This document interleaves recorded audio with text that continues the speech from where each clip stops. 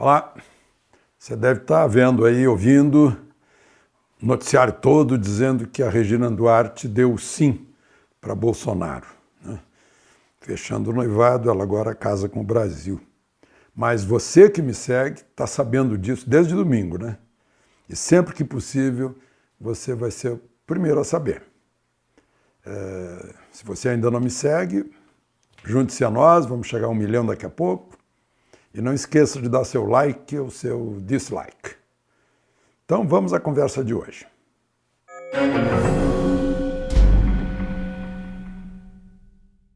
Bom, o presidente da República vai visitar, vai fazer um voo para conhecer as áreas afetadas aí pelas águas, né?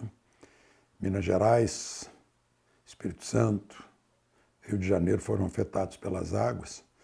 E vejam só, isso foi o Cláudio Humberto, meu amigo, que lembrou disso hoje na Band. Ele disse, gente, o número de mortes aqui no Brasil por causa das chuvas é metade do número de chineses mortos por esse vírus que está lá atacando todo mundo, esse coronavírus. E é incrível, essa é uma calamidade aqui do Brasil, uma epidemia que acontece todos os anos na mesma época.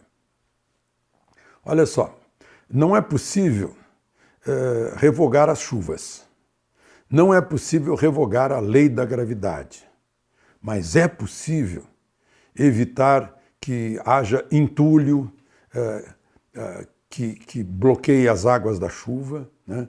Que se cubram riachos, rios, vales, valetas, bueiros de entulho, né? É possível evitar que se construa aí encostas, né? Tudo isso é possível. E é a responsabilidade do poder municipal. Então, a culpa não é da chuva. A culpa é de uma sucessão de omissões do poder individual nas últimas 5, 6 décadas, por aí. Vem de longe. Bom, foi anunciado uma vitória do ajuste do ministro Paulo Guedes. Uma vitória do ministro Paulo Guedes. O teto do ajuste, o déficit, a meta de déficit era 139 bilhões, pois ele ficou em 95 bilhões, 44 bilhões abaixo da meta, digamos. Ficou em 68%. De 100%, ficou em 68%. Ou seja, teve uma queda de quase 1/3. Incrível, o pessoal que precisa fazer isso, que não tem coragem de dizer que foi uma vitória de Paulo Guedes, diz que foi uma frustração porque o Paulo Guedes esperava menos. Esperava 80 e poucos bilhões, mas deu 95 bilhões. Meu Deus do céu, o pessoal está perdendo. Ora, perdeste o senso, como diz o poema, né? O Ministério Público Federal denunciou Lula e Guilherme Boulos, Lula, chefe do PT, Guilherme Boulos, chefe do MTST, por invasão do triplex de Guarujá no dia 16 de abril de 2018, uma semana depois que Lula foi preso. Lula, antes de ser preso, fez um discurso dizendo o seguinte, no próprio discurso, que já tinha pedido para o Guilherme Boulos mandar o pessoal dele ocupar aquele apartamento. Aí, uma semana depois, entraram lá 30 integrantes do MTST, puseram lá uma faixa, se é do Lula, é nosso.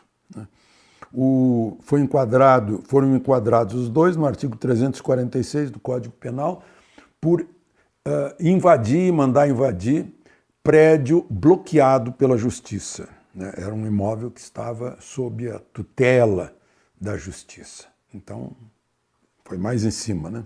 Não era apenas o prédio lá construído pela OAS. Uma outra questão do Ministério Público, aliás, da Polícia. A Polícia Federal comprovou que é falso o diálogo que apareceu nas redes sociais, como se fosse um diálogo do então ministro General Santos Cruz, em que criticava o presidente Bolsonaro e um filho dele.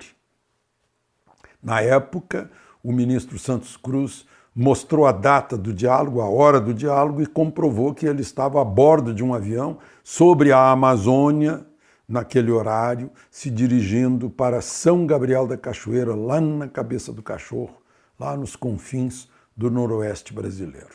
Agora a Polícia Federal constatou que foi falso, né? Só que não dá o nome de quem falsificou. É isso que a gente precisava saber. Aliás, a propósito, eu continuo muito curioso para saber como é que se montou, se editou, se pôs a música, se pôs palavras de Goebbels naquele pronunciamento do então secretário da Cultura, Alvim, que caiu por causa disso, né? E parece que ninguém mais se importou, parece que o vídeo, a gravação fez o efeito que precisava fazer, que era derrubar o secretário, e ninguém mais investigou, né?